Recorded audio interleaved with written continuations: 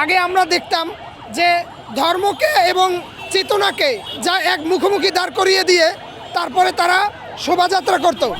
আজকের পহেলা বৈশাখ আসলে খুবই আনন্দের বিষয় একটি এবং উদযাপনের বিষয়, কারণ এখানে ধর্মবর্ণ সকল ভাই একই প্ল্যাটফর্মে, কেউ কারো থেকে উত্তম দাবি করে না, কেউ কোনো ফাসাদ সৃষ্টি করে না, বা কেউ কোনো আপনার সবাই স্বতঃস্ফূর্তভাবে সুন্দরভাবে আপনার উদযাপন করতেছে।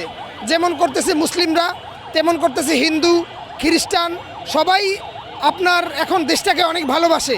আগে আমরা দেখতাম যে ধর্মকে এবং চেতনাকে যা এক মুখোমুখি দাঁড় করিয়ে দিয়ে তারপরে তারা শোভাযাত্রা করত, কিন্তু আজকে সেটা আর নেই।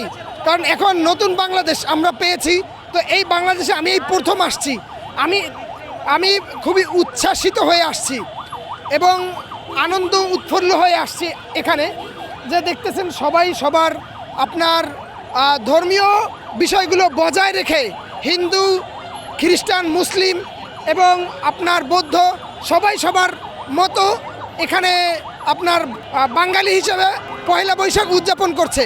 তো এটা অনেক আনন্দের বিষয়, কারণ আমি একজন মুসলিম এবং এখানে অনেক হিন্দু আছে, তারাও এই দেশে থাকেন এবং তাদেরও এই দেশের পরিচয়, তাদেরও অনেক রেসপন্সিবিলিটি আছে। আমাদের রেসপন্সিবিলিটি থেকে তাদেরকে ভালোবাসা এবং তাদের রেসপন্সিবিলিটি থেকে আমাদেরকে ভালোবাসা।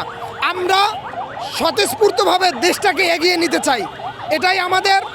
আর আমি একটি বিষয় আমার যে সবচেয়ে বেশি ভালো লাগে যে আমরা এই নতুন বাংলাদেশ পেয়ে অবশ্যই খুশি, আলহামদুলিল্লাহ। এবং যেখানে এখন পর্যন্ত ধর্ম এবং চেতনাকে একভাবে করা হয় নাই, মুখোমুখি দাঁড় করা হয় নাই। ধর্ম যার যার, রাজনীতি যার যার ব্যক্তিগত, কিন্তু এখানে আলহামদুলিল্লাহ সবাই স্বতঃস্ফূর্তভাবে আপনার পালন করতেছে।